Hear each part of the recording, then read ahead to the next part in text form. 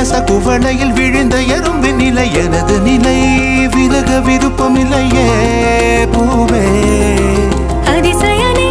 பிறந்து பல வருடம் அறிந்தவை மறந்தது எனது நினைவில் இன்று உனது முகம் தவிர எதுவும் இல்லையே அன்பே